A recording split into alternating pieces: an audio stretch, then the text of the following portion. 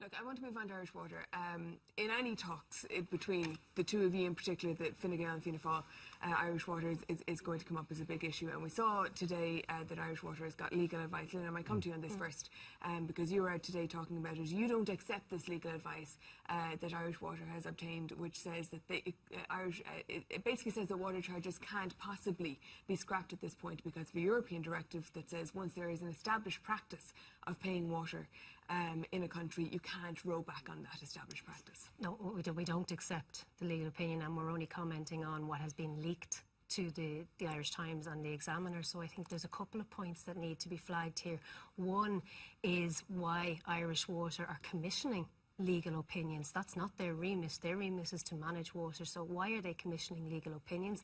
In order to have an argument for their self-preservation. Was taxpayers' money spent on this legal opinion? How much did they spend on this legal opinion? So those questions need to be answered by Irish Water, because no other company would be going out and seeking legal advice. That's the role of the Attorney General. Okay. Secondly, we've seen it leaked coincidentally around the times when the coalition talks are happening, possibly again to rule out the fact saying that Fianna Fáil couldn't abolish Irish Water. So it is very suspicious, the timing of it, but also very concerning why Irish Water did this in the first place. Okay, the substantive issue though, the substantive issue is, and we have sought advice from the Commission repeatedly on this.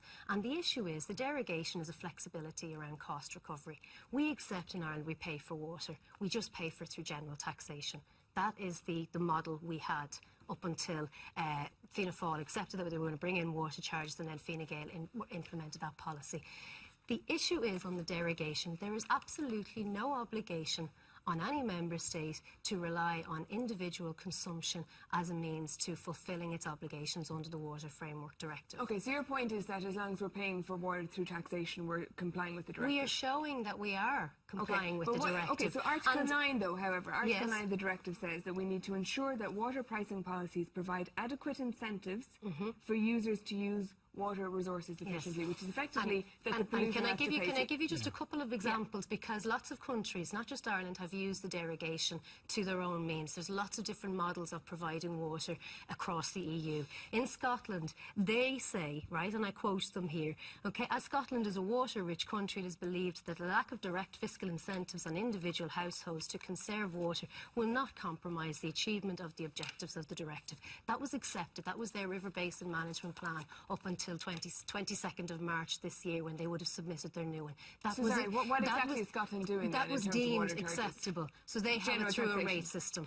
So that's how they're. But what I'm saying is that what do they have? What do you mean by a rate system? So they charge water, but they don't have it on metering. So it's not based on individual consumption. But they're still charging for water. No, but we're charging for water. We're doing it through general taxation. I know, but that's not what Scotland's doing. No, but what I'm saying is the issue is that different countries have used the derogation as flexibility. It's a flexibility. But Scotland has water rates. No, it is not a black and white. The issue is around the Article 9.4 is that you will not implement full cost recovery and still be in compliance with the Water Framework Directive. Scotland are in compliance, they don't have meters. But they have water rates. No, the Czech Republic don't have full. What do you mean no? Do Scotland have water rates or not? Well, they have it too. Look, the example is, you can give the example of the North where it's done through rates. The issue is not... That's water rates, yes, Lynn. we pay for water. Is Sinn Fein proposing that we pay water rates or not? Absolutely. We are saying we have water is being provided through general taxation. We pay for water. General taxation will not comply with Article 9, which says that you need to have a polluter pays principle. That is absolutely not true. That is absolutely not true. But how does general taxation incentivise people to conserve water? It doesn't.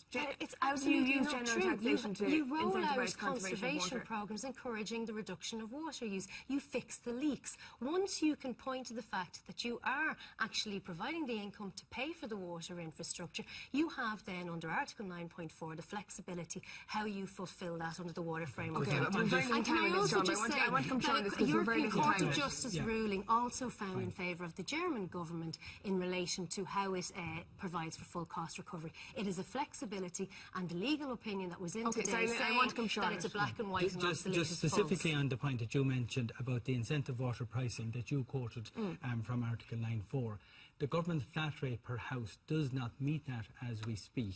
So I am saying the regime... But there's a plan in place to go towards water metering. The government's plan is to go towards water metering. But you mentioned established practice. So there isn't an established practice of people paying based on consumption in Ireland as we speak. There's a flat rate per house, per quarter, per annum, irrespective of consumption. So the regime that this government have put in place flies in the face of the EU directive. So it doesn't hold any water to pardon the pun. Okay, just so very quickly, because we have to go to break. So we'll come back to it if we can after the break, but just very quickly I want to ask both of you, have either Fianna Fáil or Sinn Fein commissioned legal opinion on this? Yes, we had before the general, and it's in our manifesto, and that's what I'm quoting from here again today. Okay.